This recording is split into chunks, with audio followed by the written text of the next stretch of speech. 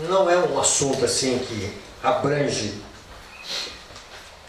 todo o que se deve aprender do decreto dominical, mas é um assunto que ele vai nos ajudar a entender o propósito de Deus para os eventos finais. Dos versos 11, capítulo 13, até o verso 18, fala da segunda besta. Fala da besta que emerge da terra. Então, o Apocalipse, ele precisa ser respeitado com o texto, como toda a Bíblia.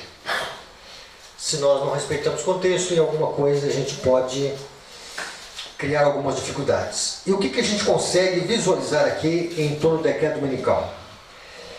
Vejam bem que apresenta da seguinte maneira: vi ainda uma outra besta emergir da terra e possuía 2 chifres, parecendo cordeiro, mas falava como dragão.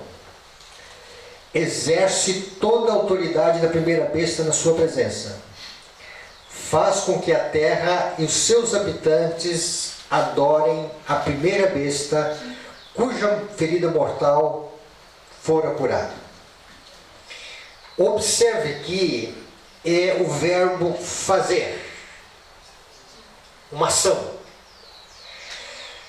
A segunda besta, ela faz com que a terra e os seus habitantes adorem a primeira besta. Aqui está a imposição do decreto dominical. Certo?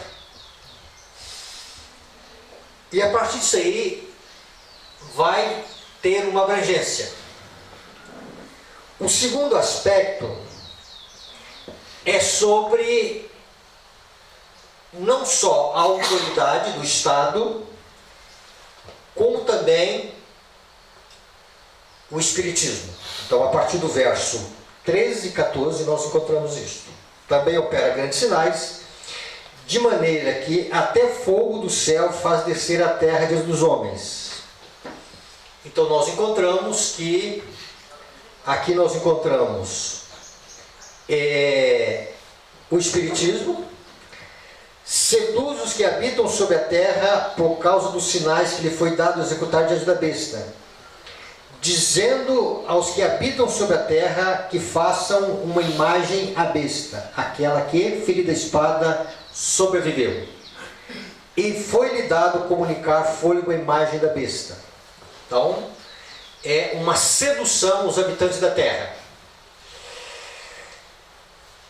E o verso 15 diz: e foi-lhe dado comunicar fôlego à imagem da besta, não só para que a imagem falasse, como ainda fizesse morrer quantos não adorassem a imagem da besta. Aqui nós já vemos uma outra abrangência, no fazer. E o fazer aqui é uma imposição de morrer, matar todos aqueles que recusam adorar a imagem da besta. Então o Apocalipse apresenta o início e ele apresenta o final. Se existe um decreto de morte, é seguro dizer que em relação à imposição da marca da besta, alguns não cederam à pressão. Então a morte é o último estágio. Vamos matar. E aí aparece no verso 16: a todos os pequenos e os grandes e os ricos e os pobres e os livres e os escravos, novamente aqui o verbo fazer, faz que lhe seja dada certa marca sobre a mão direita ou sobre a fronte, para que ninguém possa comprar ou vender, senão aquele que tem a marca, o nome da besta ou o número do seu nome. Então tem uma imposição da autoridade do Estado, tem um decreto de morte e tem uma questão de proibição de comprar e vender. Isso aqui é literal, tá? Isso aqui não é simbólico. E aí veja bem, senão aquele que tiver a marca, o nome ou o número da besta. Dentro dessa questão, vamos entender o decreto dominical em 3 dimensões, tá? Quando ele é colocado, dizendo que faz com que a terra e os habitantes adorem a primeira besta, a proibição de compra e venda e o decreto de morte. Isso aqui está bem claro. Tá? Agora vamos ver como que a irmã White ela vai entender essas coisas, tá? Ela vai dizer o seguinte: as riquezas acumuladas logo serão inúteis. Quando sair o decreto, então ela coloca o decreto dominical, ela coloca o decreto de comprar e vender, e ela usa a expressão decreto de morte. Então ela coloca 3 decretos. Na realidade é um decreto só, e todos eles está a observância e a imposição do domingo, tá? Nesta questão aqui, ela está dizendo que quando sair o decreto de que ninguém poderá comprar ou vender, senão aqueles que tiverem o sinal da besta, muitos recursos não terão utilidade alguma. Então, o povo de Deus, aqueles que vão aceitar a orientação divina, a guia do Espírito, eles vão vender antes que saia o decreto. Porque quando sair o decreto, ninguém vai poder comprar e vender, tá? Deus requer que façamos agora tudo que tiver ao nosso alcance para transmitir a advertência ao mundo. Vamos depois voltar a isso aqui. Ela vai dizer o seguinte: na última grande batalha do conflito com Satanás, os que são leais a Deus hão de ser privados de todo apoio terreno, por se recusarem a violar-lhe a lei em obediência a poderes terrestres. Então vejam bem, ela está apresentando aqui um grupo fiel a Deus, e por eles serem fiéis a Deus, de ser-lhes proibido comprar e vender. Já que uma imposição não resolveu, vamos colocar uma outra imposição. Eles não vão poder comprar e vender. E aí será afinal decretada a morte deles.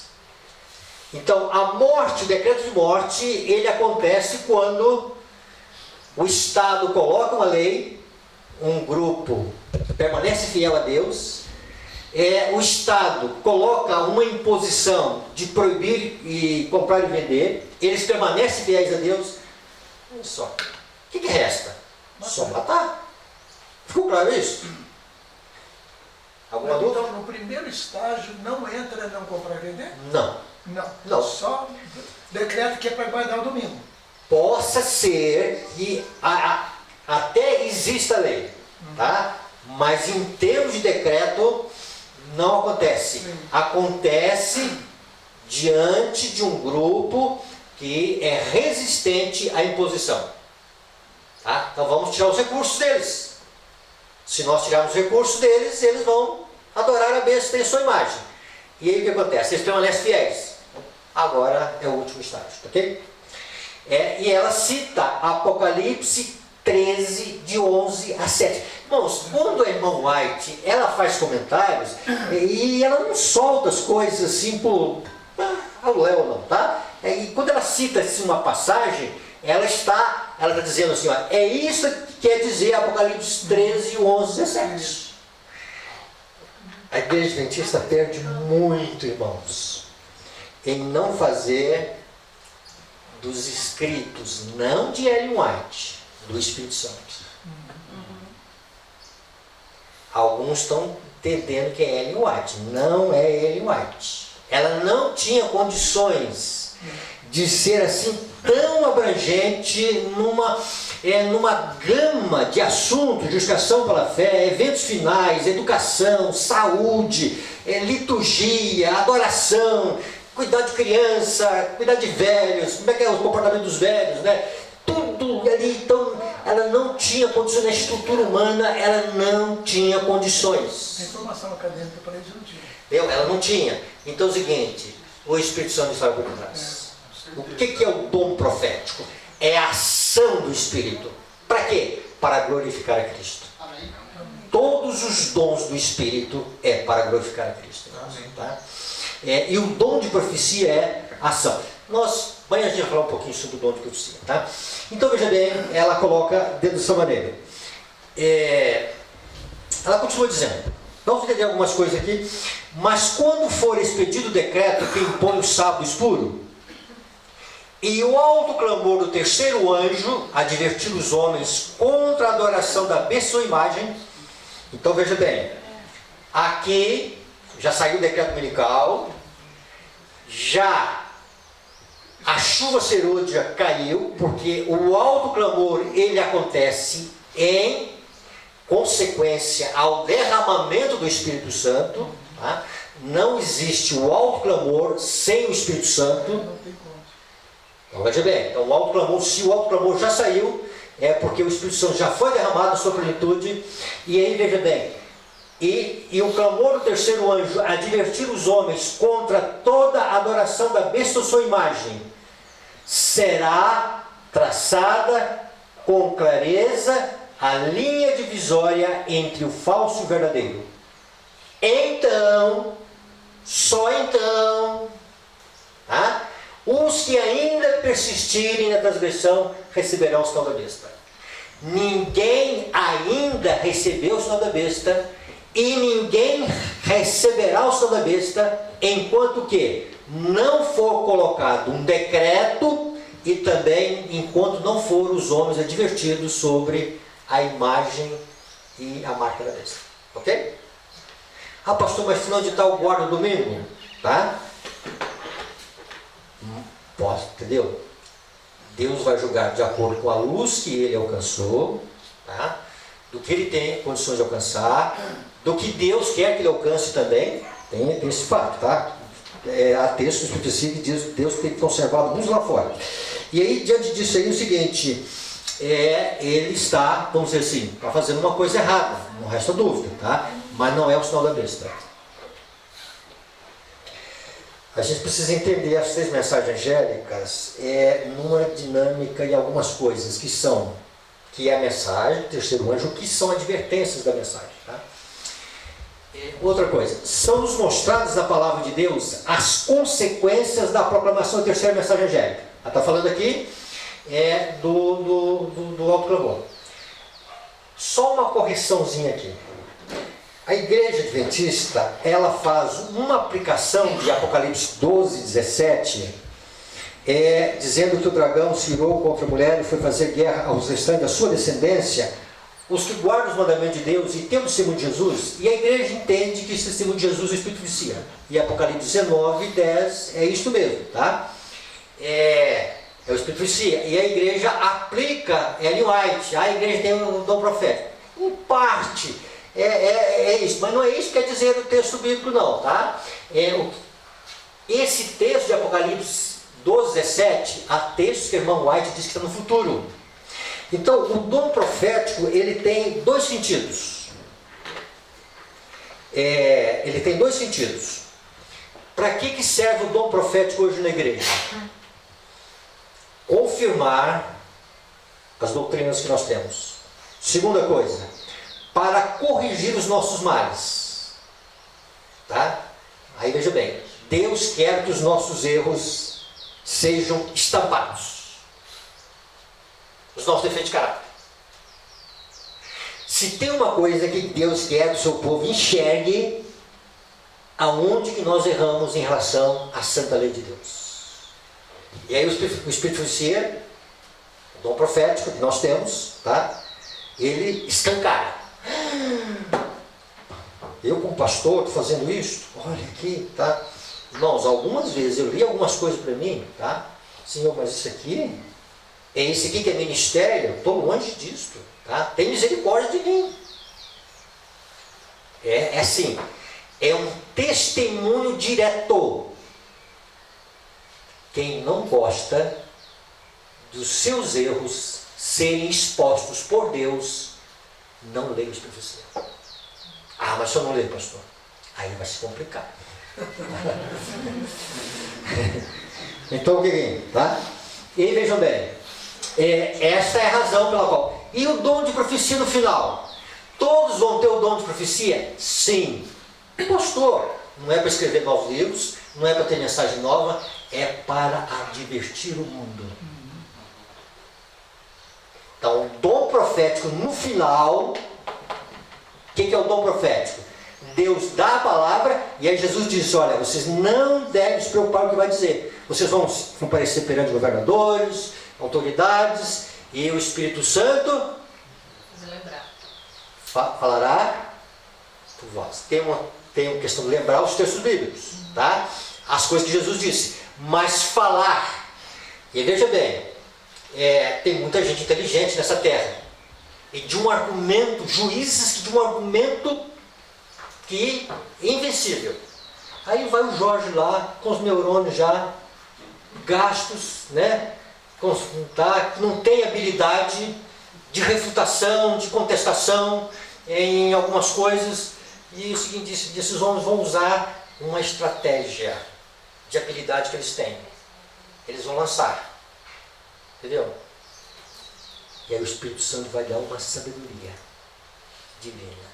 Amém. E o povo vai falar, e as autoridades vão dizer, como que você aprendeu isso? Isso é o dom profético dos últimos dias. Tá? Hoje nós falamos um pouquinho do dom profético que vai expor os enganos de Babilônia. Tá? Então vamos lá, mas isso aqui é no futuro. Então veja bem, o que vai acontecer quando a terceira mensagem for pregada? Vai ter efeito colateral. Vai ter conversões, mas vamos deixar as conversões de lado. Aqui ela fala dos efeitos colaterais de perseguição. Aonde que o dragão vai irá, tá? E ela diz, a recusa de obedecer aos mandamentos de Deus e a determinação de alimentar ódio aos que proclamam esses mandamentos. Então ela está falando das consequências do alto clamor, tá? E o que ela vai dizer? A recusa em obedecer aos mandamentos de Deus e determinação de alimentar o ódio aos que proclamam os mandamentos de Deus. O que ela vai citar agora? Sim. Posso só fazer uma pergunta, pastor? Pode, sim. Assim, ó, aconteceu o alto clamor, ou seja, foi derramada a chuva serôdia, certo? Num povo que teoricamente, né, guarda os mandamentos de Deus, que está aguardando esse momento, e esse povo recebeu. Não, teoricamente não. Isso, literalmente. Literalmente. Tá, ok. Tá? Na ação do Espírito, todos estão obedientes a Deus. Exato, perfeitamente, tem toda a razão. Aí a pergunta é assim, coloca ali, recusem obedecer aos mandamentos de Deus e determinação. O ponto é assim, aquelas pessoas que não receberão naquele momento em que a chuva caiu, porque você está dizendo que isso aqui é pós o alto clamor, certo? A pessoa que não recebeu, ela poderia ter recebido, porque ela, digamos, estava no meio daquele povo, vamos colocar assim. Tá. A chuva serôdia... Ela ainda vai ter a chance disso aqui? Tá, então vamos lá. A chuva serôdia cai no povo de Deus. Isso. Para o povo de Deus dar para aqueles que estão lá fora. Se eu estou dentro do povo de Deus, não receber, é porque a temporã não fez efeito na minha vida. Isso, tá? isso. Aí é o seguinte. Daí não vai receber, aí acabou. Aí eu estou fora. Então ele já está fora antes dos outros. Antes dos outros. Tá, então é o seguinte, nós falamos um pouquinho hoje cedo aqui que cancelamento de pecados é uma coisa, chuva serôdia é outra, refrigério é outra. As duas coisas. Quando cair a chuva serôdia, se ela caiu no meu vaso, é porque lá em cima eu fui aceito. É um selamento. O selamento, ele tem várias vertentes. A chuva serôdia é um tipo de selamento. É a fixação do caráter de Cristo. Então a chuva serôdia é um selamento. Selamento, segundo na justificação pela fé começa o selamento. Quando Deus justifica, Ele faz um ato em nossa vida. E Ele sela a lei de Deus. Tá? Efésios, ali fala do Espírito Santo da promessa. Efésios, que fostes selados com o Espírito Santo da promessa. Passado. E aí vem um processo de selamento, que é o processo da restauração do caráter. Tá? Esse processo da restauração do caráter vai chegar um momento que o povo de Deus recebe a chuva serôdia, tá? E o povo de Deus tá cheio do poder do Espírito Santo. A presença de Cristo se faz real na vida do povo de Deus. Nesse aspecto, o selamento, ele é a última coisa que acontece para proteger o povo de Deus dos ventos que vão ser soltos no tempo de angústia. Então, o selamento, ele é para o selamento final, ele é unicamente um selo de proteção. Mas quem recebeu a chuva serôdia não tem como não ser selado, né? Tá, então é o seguinte, Ellen White, ela trabalha que selamento é uma coisa, chuva serôdia é outra. Mas quem está apto para receber a chuva serôdia recebe o selamento. Sim. Então, o preparo para receber a chuva serôdia é o preparo para receber o selamento. É o preparo para que nós sejamos aceitos lá em cima pela graça de Deus, é também o preparo para a chuva serôdia. Então Deus está preparando um povo. Então um povo preparado. E o Espírito Santo que começou a boa obra no coração, ele não vai desistir, a não ser que nós desistamos dele, enquanto ele não terminar a casa concluída. Amém. Tá? E aí vocês viram um processo, tem um processo aí, tá? Só que nesse processo, aí se tocou num ponto à tarde, vai ter um aspecto escatológico, tá? Os nossos antepassados, eles não visualizaram um evento tão próximo do fim, então pelo menos eu creio que nós estamos bem pertinho do fim, que nós vamos passar por um tempo de angústia que outra geração não passou. Cristo não estará como intercessor no santuário, mas Deus fortalece o povo com a chuva serôdia para que eles passem o tempo de angústia. Não sei se eu respondi as perguntas de você, tá? Tem um processo anterior que é a chuva serôdia sendo derramada já, né? Assim, um pouco aqui, um pouco ali, e que tem algumas pessoas. A serôdia vai ser um momento único? Tá. No que eu entendo é o seguinte: Deus está convergindo um povo para cima. Daniel 9, tá? Ali Daniel 9, eu entendi. Deus está convergindo um povo. Olha o que o irmão White diz. O terceiro anjo está guiando o povo cada dia mais para cima. Por quê? Porque lá em cima é de lá que vem a chuva serôdia e de lá que vem a expiação. Expiação, cancelamento de pecados. Então, na medida em que nós vamos avançando pela fé em Cristo, tá? A dimensão que Deus nos coloca não é uma dimensão terrena, é uma dimensão celestial. E a visão começa a ser de cima, Cristo. E o Espírito Santo, ele começa a descerrar a pessoa de Cristo para a nossa vida. Nós não podemos entender quem é Jesus a não ser pelo Espírito. E o Espírito pega aquilo que é de Cristo e ele vai para dentro da nossa alma. E se nós cativamos em nossa mente, ou deixamos Deus trabalhar em nossa mente, nós vamos sendo saturados com a bondade de Cristo, com o amor de Cristo. E aí nós vamos pedir mais, Senhor, mais do Senhor, mais do Senhor, mais do Senhor, mais. Senhor, eu quero mais santidade, Senhor, eu quero mais. A tua beleza é grande, o teu amor é grande, Senhor. Que bondade esse Deus. E aí, veja bem, quanto mais a gente vê essa bondade, mais, né? Até que a gente esteja mirando e o pensamento em direção a Cristo. O conflito final, antes da chuva serôdia, há um capítulo chamado Sacudidura, nos primeiros escritos, que a tentação vai ser para a gente desviar os olhos de Cristo, tá? Perder Cristo de vista. Mas aquele texto que fala que a chuva serôdia vai cair, algumas pessoas vão poder perceber, vai cair do lado, no vizinho. Vamos lá, tá? Então vamos lá. Então é o seguinte, aí eu creio o seguinte, que a chuva serôdia, então Deus vai convergindo um povo para cima. E aí é o seguinte, esse povo,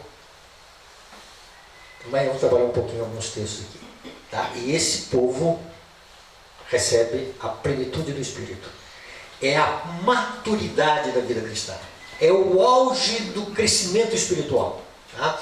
E aí veja bem, é o ápice que Deus quer que a gente chegue, tá? Então quando se fala de perfeição cristã, nós temos que ter também a plenitude de Cristo. A plenitude da justiça de Cristo, a plenitude do Espírito, porque na plenitude de Cristo, na plenitude do Espírito está a justiça de Cristo também, tá? Então a justiça de Cristo tem uma parte da humanidade de Cristo e tem uma parte da justiça. É um assunto precisaria de mais tempo. Mas então, veja bem, e a chuva serôdia cai. Então, quando se fala que a chuva serôdia está caindo, então veja bem, se eu estou recebendo a temporã, se a temporã está fazendo com que o pé de milho esteja crescendo, é sinal que a serôdia também começa a fazer parte da minha vida. Tá? Mas veja bem, mas o que é a serôdia? A serôdia é o momento para a frutificação do grão. Tá? É o amadurecimento do grão para a colheita. E Ellen White, ela trabalha, testemunho para ministros, dizendo lá que é o complemento da restauração da imagem de Deus. Por quê? Porque, então veja bem, e aí a partir desse momento o povo de Deus vai viver a verdadeira piedade. Então, há duas dimensões do reavivamento. Ela fala de reavivamento das faculdades da mente do coração e ela fala de reavivamento da verdadeira piedade. Quando ela fala do reavivamento da verdadeira piedade, ela está falando, vamos viver a religião de Cristo, vamos viver o amor de Cristo em vida. Então, veja bem, isso é consequência da chuva serôdia, tá? Não sei se... Alguma... Sim, daí ela cai de forma abundante no momento do alto clamor, né? Sim. Agora, veja bem, então quando Deus derramar, Ele vai derramar. Eu creio que a chuva vai ser coletiva. Sim. E ela vai ser individual. Individual para quem está preparado. Coletiva, como caiu no Pentecostes. Ela caiu coletiva. Tá? E caiu individual para quem estava preparado. Agora vamos lá, esse texto que você citou. No Pentecostes, os que não estavam abertos à influência do Espírito, esses homens estão embriagados. Os que não estão abertos à influência do Espírito, do povo de Deus, quando ela cair, eles vão dizer, que negócio esquisito, que amor é este? Que negócio, isso é fanatismo, sai de mim. Literalmente isso aqui, tá? Eles não vão perceber a dimensão do que a graça de Deus fez na vida deles. E aí Deus agora vai o quê? Vai, com essa chuva serôdia que caiu, revelar para o mundo o que a graça fez na vida deles. O que a justificação pela fé fez na vida do povo de Deus. Certo? O alto clamor é a revelação do caráter de Cristo em nós, né? Ou Sim. seja, do amor, né? Do amor, tá? E aí a gente tem outros textos, por exemplo, Filadélfia. O que é Filadélfia? Amor fraternal. Filadélfia chegou até na escada de 2 Pedro 1, a uma escada de 8 degraus da santificação, tá? E o 8º degrau é o amor. O 7º degrau é o amor fraternal. E Filadélfia chegou até o 7º degrau. E aí Deus diz para Filadélfia o seguinte: Filadélfia, vocês que representam o amor fraternal, que o nome Filadélfia representa isso, né? Eis que pus diante de ti uma porta aberta. E nessa porta aberta, Filadélfia, é para vocês entrarem pela fé. Então, a porta do Santíssimo, o único lugar que se encontra amor abnegado, se chama santuário celestial, se encontra na pessoa de Jesus. Aí vai se cumprir aquilo que Jesus disse: o amor com que me amaste esteja neles e eu neles esteja. Não é? Então vem o amor de Deus, porque Cristo vem na dádiva da chuva serôdia. A chuva serôdia, irmãos, é Cristo, é a presença de Cristo no seu povo na dádiva do Espírito. Tá? Cristo em nós, a esperança da glória. Cristo em nós, a esperança da glória. Tá? É isso mesmo. Só uma coisa, mas o senhor falou assim que, eu vou dar um exemplo, a pessoa que não receber, ele vai achar muito estranho. Mas ele vai continuar com o grupo? Não. Pois é. Ele é o seguinte, veja bem. Aí não é uma separação dos divisões? Tá, vamos lá. Tá, tem um capítulo, sacudidura, grande conflito. E ela vê 2 grupos, um grupo em oração e um grupo descuidado. Tá? Então, um grupo está, e que os anjos de Deus estão ali assistindo um grupo em oração, e eles estão expressando angústia, estão com a face ali, trazendo uma luta íntima, gotas de suor estão caindo da face deles. Então a ênfase ali é na face. E a ênfase ali é o seguinte, que anjos estão assistindo aqueles que têm oração e os anjos maus estão tentando o povo de Deus. E os anjos de Deus chegam e afugentam os anjos maus, e o povo de Deus continua, e eles recebem iluminação do céu, recebem luz do céu, e eles prosseguem no clamor. Ela diz, clamores agonizantes, eles estão a orar. A última coisa que vai acontecer antes da chuva serôdia cair é a oração aquela oração que Ana fez, de amargura e de espírito. Tá? Na opressão, ela orou na amargura e de espírito. Aquilo ali é uma tipologia da chuva serôdia que virá. Tá? Vamos lá. Então, dentro disso aqui Você respondeu? Não, porque eu queria saber se o grupo que não quer Sim, saber de tá, Deus vai eu acho que eu continuar na vou igreja. concluir aqui a visão, né? E aí é o seguinte, aí um grupo está orando a Deus. Aí ela pergunta o anjo que está acompanhando a visão, né? Ela está mostrando a visão e é o anjo assistente dela. E ela pergunta, qual é a razão do seu pedido? Isso, eu pergunto. Aí o anjo vai dizer, é o testemunho direto. Isso. O que é o testemunho direto, irmãos? É uma pregação direta. Sem rodeio, né? Sem rodeio. Tá? Então, veja bem, ontem, por que a mensagem de João Batista era odiada? Porque ela é direta. Porque o machado ia à raiz da árvore. Paf! Tá? Veja com o jovem rico, Jesus disse, se você quer o reino dos céus, vende tudo que tens. Fala direto com ele. Isso é uma mensagem direta. Mas você que não explicou alguma coisa? Tem alguma coisa que não explicou direito, né? O que foi que não explicou direito? Né? Não tem. Entendeu? Então é uma mensagem incisiva, É. cortante, mas com amor. Então veja bem, irmãos. Quando Deus apela com um machado, uma espada, é para cortar. É dura a mensagem, mas é amor. Deus não acusa. Tá? A mensagem de Deus é salvadora. Ela é restauradora. E quando Deus vai trazer juízo, tá? Ele em alguma coisa ele nem comunica, outras coisas já comunica. Tá? A continuidade desse assunto que você falou, ela fala que a sacudidura foi causado pelo testemunho direto e aquele grupo não suportou essa doutrina. Tá, então aquele grupo não suportou o testemunho direto. Tá? E é o seguinte, e veja bem, irmãos, começa a visualizar o povo de Deus denunciando os pecados de Babilônia. As incursões do papado, os caminhos do espiritismo. Você vai querer ficar perto desse povo? Vai sobrar para mim, né? Vai sobrar para você, tá? Então é o seguinte, é nesse aspecto. E aí ela fala, o anjo vai dizer para ela algumas coisas mais. E uma das coisas que o anjo fala para ela é que, vamos dizer o seguinte, que a sacudidura também acontece porque não o testemunho da testemunha fiel e verdadeira não foi acatado. Ele foi levado de um conceito leviano. Não foi atendido. Tá? Quase rejeitado de tudo. Todo, né? Então veja bem, irmãos.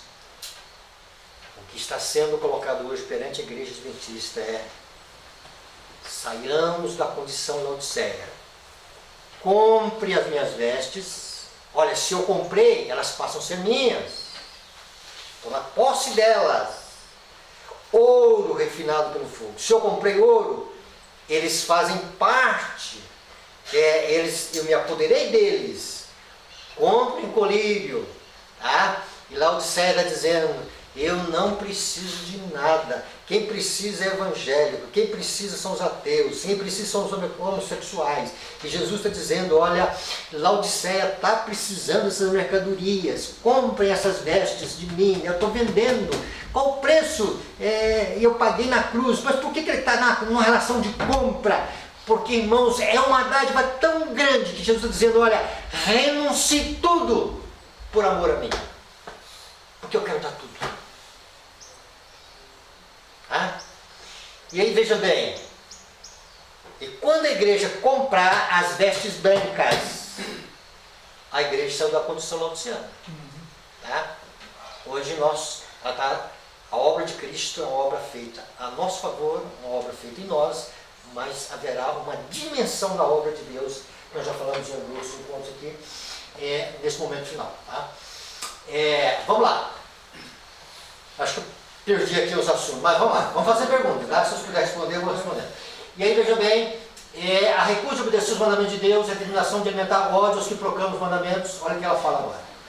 conduz a mais decidida guerra por parte do dragão, cuja força total é direcionada contra o povo que observa os mandamentos de Deus. Aí ela cita: faz com que todos, pequenos e grandes, ricos e pobres, livres e servos, lhe seja posto um sinal na sua mão direita ou nas suas testas, para que ninguém possa comprar ou vender, senão aquele que tiver o sinal, o nome da besta ou o número do seu nome. E ela cita Apocalipse 13, 16 e 17. A pergunta é: quando é que surge o decreto de proibindo as pessoas de comprar e vender? Quando pregar a mensagem, né? Após o alto clamor. É. Tá? Isto subentende que, nesse tempo, também o que aconteceu com o povo de Deus? Já vendeu o que tinha de É vender. verdade mesmo. Tá? Não tem mais como vender, né? Já fugiu. Para que vender as coisas no final, irmãos? Vai vender, tá? Para que vender as coisas no final? Pastor, perdão, é que Pode. realmente agora. Pode. É igual o que aconteceu na igreja de Atos. Eles tinham aquela necessidade de falar de Cristo para os judeus ali. E aí em Atos 2 diz que eles vendiam as suas propriedades, repartiam entre si, não havia nenhum necessitado entre eles. Certo. Naquele contexto não tinha essa questão aí, mas a questão é que eles estavam tão desapegados da matéria, eles estavam mais preocupados em levar Cristo às pessoas, porque eles sabiam que a única maneira deles serem salvos era se eles aceitassem o Messias. O contexto final é bem parecido, só que numa dinâmica diferente. Ou seja, todo o nosso deve ter um desapego total de tudo nessa terra e o apego total a Cristo. Tá. Porque a nossa dependência no final vai ser só dele. Tá. Então tem uma coisa que eu não posso afirmar 100%, mas acompanha essa minha raciocínio. Antes da chuva serôdia cair, o que eu entendo é que Deus vai pedir de mim tudo. Eu vou vender tudo para achar a pérola de bom preço. Então a irmã White diz claramente que aquela parábola ela tem um sentido especial também para o momento final. Tá? Então veja bem. E aí vai acontecer o que o Paulo diz: eu perdi tudo como agora é fogo, mas eu achei a Cristo. Tá? Este é o primeiro ponto. Segundo ponto, em relação à questão do jovem rico, aí os apóstolos vão ouvir a história do jovem rico e dizem: Senhor, e nós? Deixamos casa, campos para ganhar pão, tá? Família, pai, mãe, o que vai ser de nós? Aí Jesus vai dizer: olha, no presente vocês vão receber 100 vezes mais. Aí eu entendo que isso é uma tipologia daqueles que, por amor a Cristo, vão fazer uma renúncia, vão colocar no altar o eu, a propriedade, os talentos, olha o que está lá escrito lá, e muito mais. Tá? Então é o seguinte: quando Deus der para o povo de Deus a chuva serôdia, no que eu entendo, o povo de Deus vai estar pobre financeiramente. Eu também penso isso. E vejam bem, e esse recurso, e o recurso daqueles que vão aceitar a mensagem na 10ª hora, aí vai acontecer a história da igreja primitiva. Porque as pessoas elas vão vir para o Evangelho de Cristo debaixo da espada. É mesmo, né? E pobre. Perder tudo Eu vou continuar na firma aqui, eu vou pedir o sábado para o patrão. Não, que sábado? O patrão vai dizer: meu amigo, saia daqui, nem quero ver a sua presença, tá? E sai sem direito a nada. Nada, entendeu? Só com a roupa do corpo. É isso que está reservado, irmãos, tá? E haverá uma abundância de colheita. Só voltar com uma historinha de Itajubá, o último encontro aqui. Eu saí daqui, e aí passei por Itajubá, fui lá no Alvorada, no mercado, estava no caixa um rapaz. E aí eu observei um rapaz no domingo à tarde trabalhando, jovem, atendendo um senhor na minha frente, né? A gente, depois dos cabelos brancos, a gente pode falar que tem um cabelo branco, né? A gente tem hora que fica meio enjoado, né? Não é todo mundo, né, irmão? Fica tranquilo, tá? E aí você fica meio enjoado. E eu estava o senhor ali resmungando com ele, na nota, contestando alguma coisinha ali. E ele naquela paciência, né? Querido, amado, e tal. Eu olhei assim, né? Aí ele atendeu o senhor e me atendeu. Oi, querido. E você até assustei, né? Mas eu vi assim, aí eu consegui ver que era uma afetividade sadia nele. Não foi um querido assim, com maldade. Foi afeto. E aí eu olhei para o braço dele, pulso dele, um terço. E ele estava me dizendo o seguinte: olha a minha fé aqui. Irmãos, ele me tratou numa bondade, numa cortesia. Não estou dizendo que a fé dele é correta ou não, mas são estes que Deus está reservando no momento final. Tá? Um dia desse, o irmão lá, perto de mim: pastor, eu quero que você me visita, o senhor católico. Pastor, ele só gosta de falar da Bíblia, pastor. Ele só gosta de falar de Jesus. Ele gosta, né? Que a gente tá, entendeu? Ele diz que não muda de religião, mas Cristo para ele, pastor, é a coisa que ele mais gosta de ouvir. Irmãos, isso não são histórias isoladas, tá certo? Deus está trabalhando um povo lá fora. Então veja bem, então quando esse povo vier na hora 1/10, eles vão vir sem emprego, sem 1/3 de férias, sem 30% de férias, sem seguro-desemprego. E aí é o seguinte, e aí vamos viver em comunidade, vamos dividir, tá certo? E é o seguinte, e ninguém vai considerar uma coisa como seu, né? Pastor, de quem é essa chave do seu gol? Ah, esse gol é meu. Nesse tempo não vai ter isso. O que é meu é nosso, é de todos, tá certo?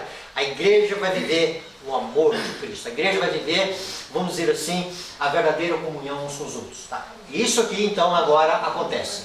Se a gente não resolveu nada a ver deles, aí o diabo vai aplicar o que o diabo vai aplicar? Vão proibir esse povo agora de comprar e vender. Eles não têm nada, estão aí, estão continuando fiéis a Deus, estão pregando o Evangelho. Então é o seguinte, proíbe de comprar e vender, tá? E aí é o seguinte, como é que eles vão ver? Olha o que o irmão White vai dizer. Vamos lá. Vi que se alguém se apegar à sua propriedade e não inquirir do Senhor quando sou vender, ele não fará conhecido dever. Sendo-lhes permitido conservar a sua propriedade, e no tempo de angústia isso virá sobre eles uma montanha para esmagá-los, e eles procurarão dispor dela, mas não será possível. Todos aqueles que dizer, Senhor, coloca minha propriedade aqui, me ajude, Senhor, me dá um ensinamento. E Deus vai dizer, você vai vender tal hora, tal dia, o preço é tal. Está escrito ali, ó. Mas se desejassem ser ensinados, eles os ensinariam. E em tempo de necessidade da pregação do Evangelho, tá? Quanto ao vender e quanto ao vender e quando vender, tá? Ok. Vi nosso povo em grande angústia. Agora, isso aqui é a parte final. Uma carta em 1884 que ele escreveu, eu não conhecia essa carta. Para mim é novidade. Não estou dizendo que é novidade para os demais, tá? E aqui nós só trouxemos uns detalhes dessa carta, tá?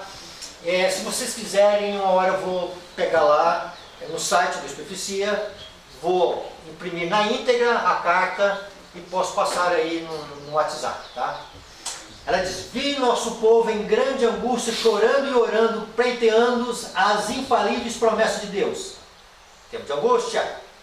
Ao passo que os ímpios se achavam ao nosso redor, zombando de nós e ameaçando destruir-nos. Eles ridicularizavam nossa debilidade, escarneciam da pequenez de nossos números e insultavam-nos com palavras destinadas a ferir profundamente. Eles haviam suprimido os nossos recursos, para que não pudéssemos comprar nem vender, e faziam alusão à nossa... O que significa essa palavra abjeta? Totalmente. Completa, né? É uma miséria, irmãos, tá? Literalmente. É a roupa do corpo. Ô pastor, tem uma coisa que nesse texto aí que eu acho interessante, quando ele diz assim, eles haviam suprimido os nossos recursos. A mesma forma que Deus vai orientar a questão de vender em relação às necessidades, eu acho que mesmo se nem todos conseguiram vender, mas tem alguns recursos, serão tomados deles, no caso. Eu creio assim também, tá? Porque ela fala que, a respeito da alimentação, por exemplo, ela fala que se nós acumulássemos alimento no tempo de angústia, os ímpios iriam tomar com mãos a força. Então, é um momento de confiar inteiramente em Deus. 100% em Deus, tá?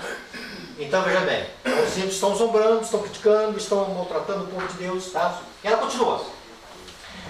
Então, só resumir algumas coisas ali. Aquele negócio de colchetes ali é o resumo, tá? Eu suprimi parte da citação.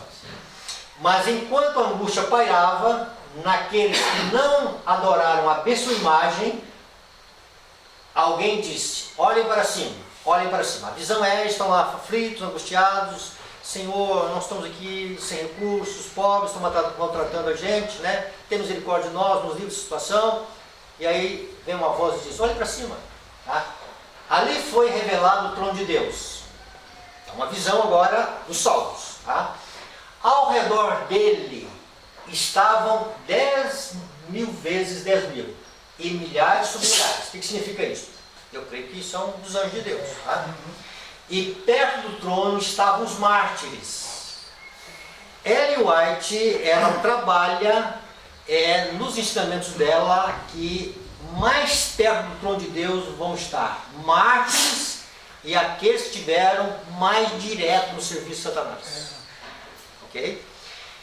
E perto do trono estavam os mártires. Entre esse número, vi exatamente aqueles que estavam tão recentemente em abjeta miséria. Então, abjeta miséria. Tá? A quem o mundo não conhecia, a quem o mundo odiava e desprezava. E ela continua dizendo. Eles estão diante do trono, desfrutando dos resplendores sem sol do dia eterno.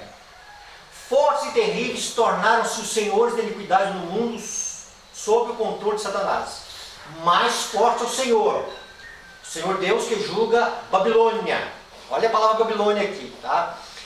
Se existe a palavra Babilônia aqui, é referente ao final. Tá? Hoje, nós ainda não estamos, vamos dizer assim, na realização de Babilônia, que ela caiu ao seu ponto máximo. Ainda não colocou a lei de Deus, vamos dizer assim, anulada diante das constituições dos países. Tá? Todo poder, grandeza, excelência e caráter serão dados àqueles que creram e se mantiveram em defesa da verdade, levantando-se e defendendo firmemente as leis de Deus. Outro ser celestial exclamou com voz firme e musical. Eles saíram da grande tribulação. Aonde se encontra a expressão no Apocalipse? Na grande multidão. Apocalipse 7. Tá? Andaram na fornalha ardente do mundo, intensamente aquecidos pelas paixões e caprichos de homens que os forçariam a adorar a besta e sua imagem. Tá? E que os compeliriam a ser desleais ao Deus do céu.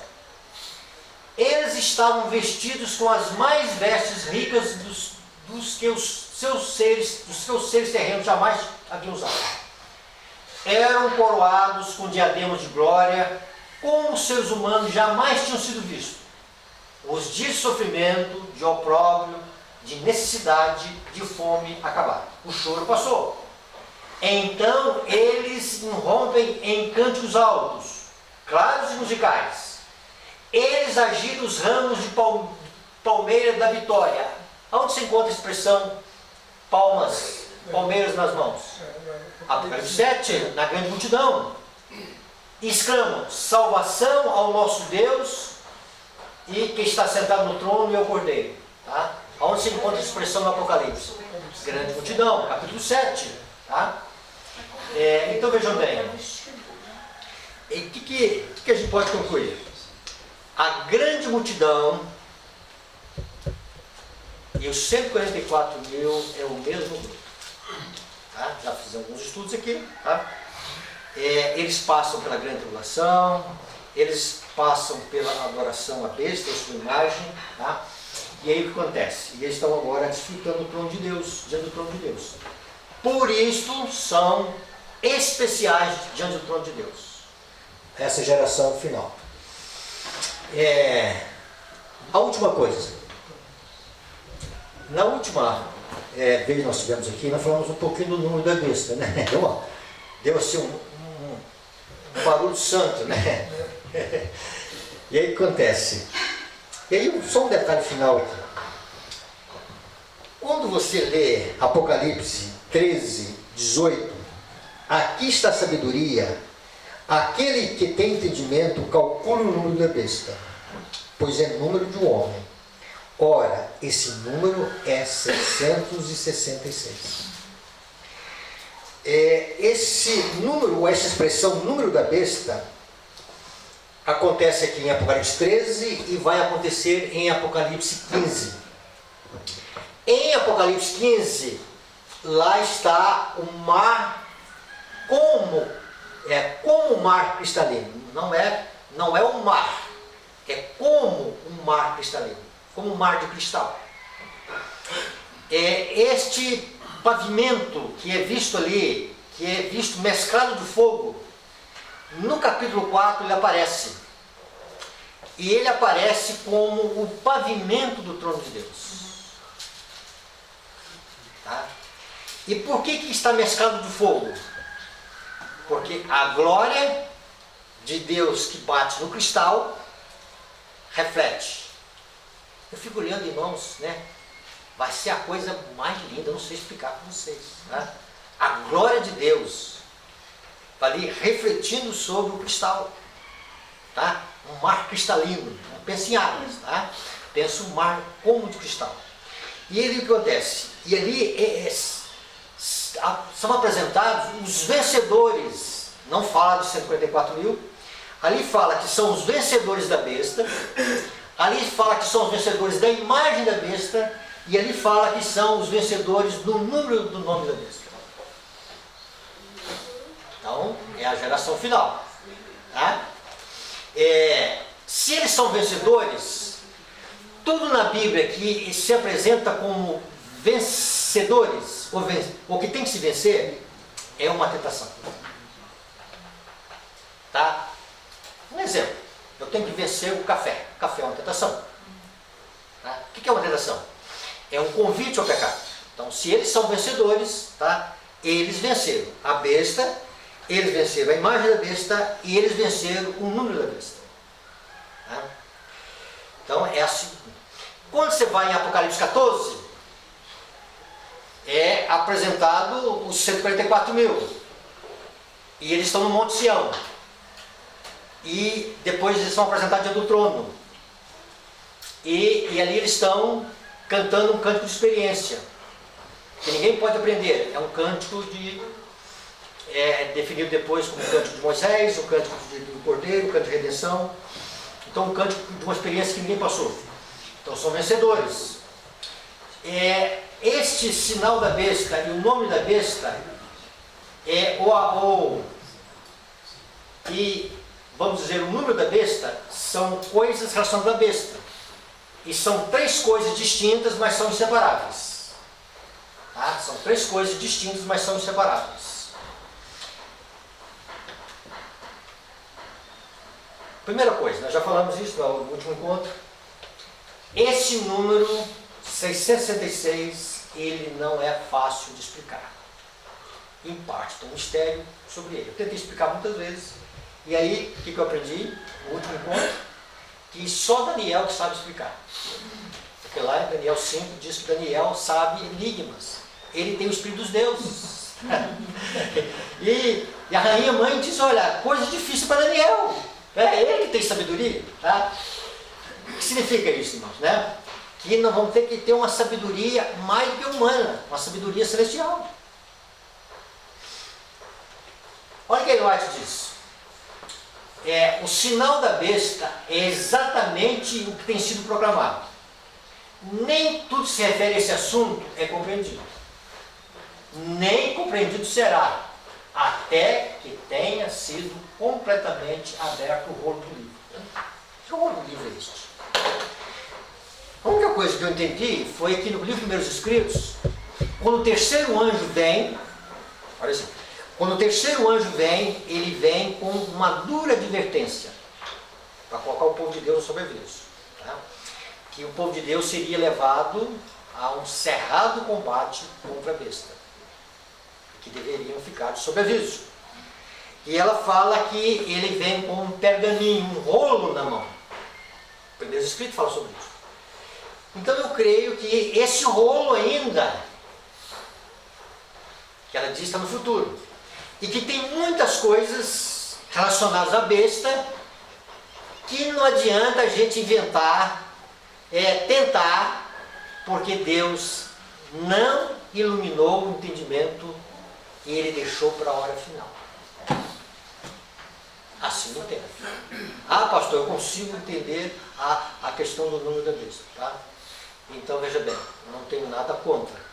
O que eu estou dizendo é que o Jorge, filho da Cornélia, tá? Ele diz que ele já chegou a uma conclusão que, Jorge, espere, porque isso aqui é lá no final, quando você estiver naquela condição que o Apocalipse fala, aqui está a sabedoria, aquele que tem entendimento, aquele que tem uma inteligência, como teve Daniel, ele vai saber definir. Ah, pastor, mas definir. Então tem, tudo bem, tá? Não há problema. Tá? E é o seguinte, o que eu faço hoje não tem compreensão, mais difícil. Então tem certas coisas que Deus deixou misteriosamente, mas depois Ele vai revelar para nós. Tá? É como também ser literal o simbólico 144 mil. Ok? Alguma pergunta, irmãos? Alguma dúvida? Alguma coisa sobre os questões? Tá? Então, recapitulando, tá? Primeiro sobre o decreto medical, depois a questão de comprar e vender, depois o decreto de morte. Tá? O povo de Deus entra no tempo de angústia com o decreto dominical, entra com o decreto que não pode comprar e vender, e a última coisa que acontece é o decreto de morte. E aí, vejam bem, a maioria, há um consenso na igreja, dizendo que todos têm esse consenso, tá? Que o decreto de morte ele acontece entre a terceira e a quarta praga. Tá? Por quê? Porque as pragas já começaram a cair, e aí é o seguinte, e aí o decreto de morte surge porque Satanás se apresentando que as pragas são provenientes da transgressão do mundo. Sim. Pastor, igual